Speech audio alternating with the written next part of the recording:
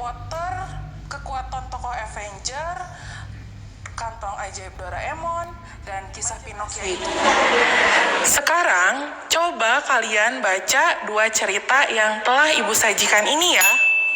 Lalu, kita akan identifikasi atau menentukan ciri cerita tersebut. Apakah di antara kedua cerita ini ada yang termasuk cerita fantasi? Nah, silahkan kalian baca terlebih dahulu.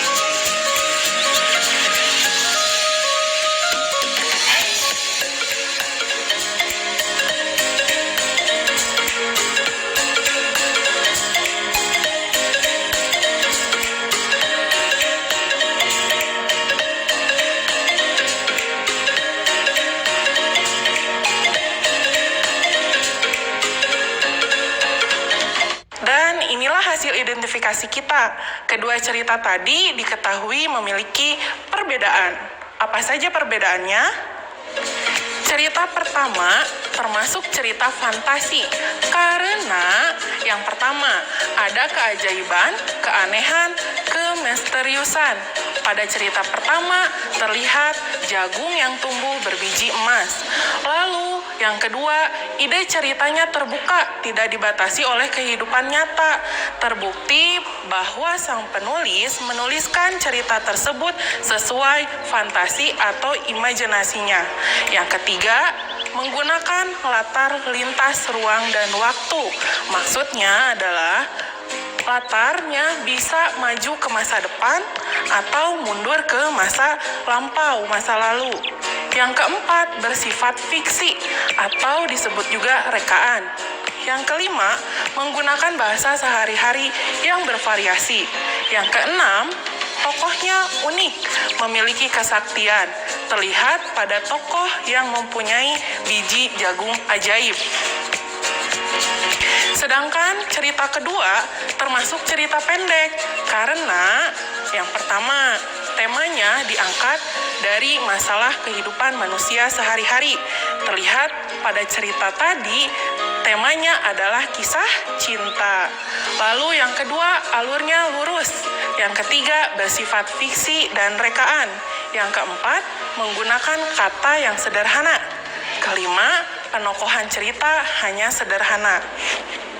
Nah, mudah bukan? Kalian hebat, sudah bisa mengidentifikasi ciri cerita fantasi. Anak-anak, apakah kalian tahu unsur-unsur cerita fantasi? Unsur cerita fantasi terbagi menjadi 2. Yang pertama itu ada unsur intrinsik, yang kedua ada unsur ekstrinsik. Sekarang kita akan membahas terlebih dahulu unsur intrinsik.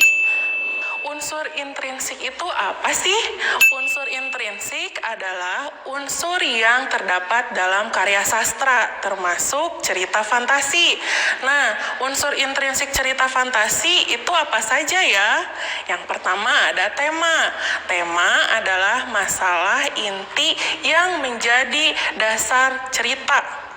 Yang kedua ada alur. Alur yaitu urutan kejadian peristiwa dalam cerita. Yang ketiga ada latar. Latar adalah keterangan yang berkaitan dengan waktu, tempat, dan suasana. Nah, yang keempat ada tokoh dan penokohan. Tokoh adalah pemain cerita, sedangkan penokohan adalah sifat dari pemain cerita tersebut. Lalu yang kelima ada sudut pandang. Sudut pandang adalah posisi penulis dalam cerita tersebut. Yang keenam, amanat. Amanat adalah pesan yang terdapat dalam cerita fantasi tersebut.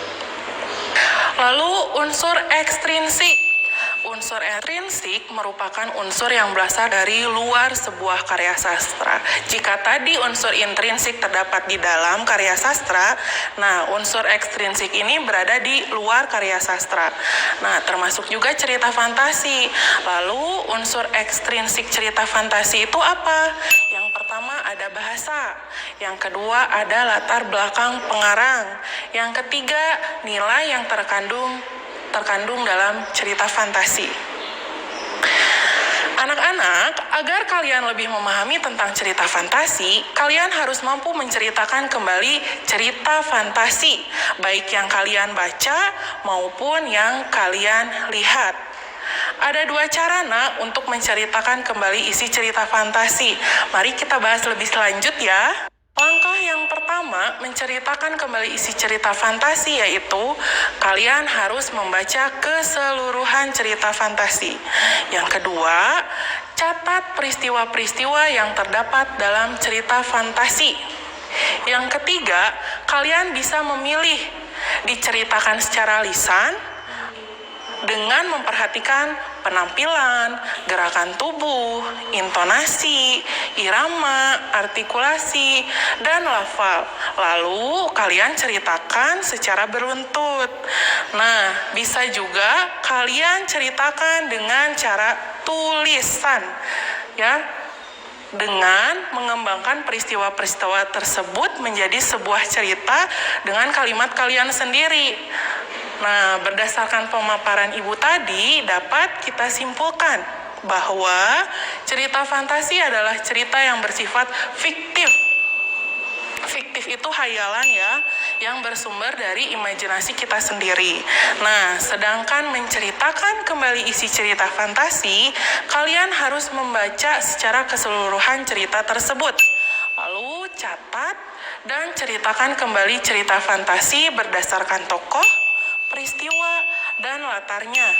Bisa kalian ceritakan secara lisan, bisa juga kalian ceritakan secara tulisan dengan kalimat kalian sendiri.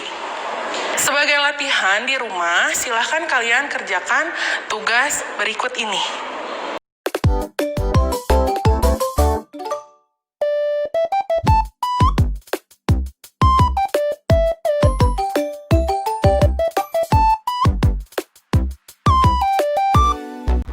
Bagaimana? Apakah kalian sudah memahami materi pembelajaran hari ini? Demikian pembelajaran kita hari ini. Semoga materinya bermanfaat. Tetap semangat, jaga kesehatan ya anak-anak. Wassalamualaikum warahmatullahi wabarakatuh.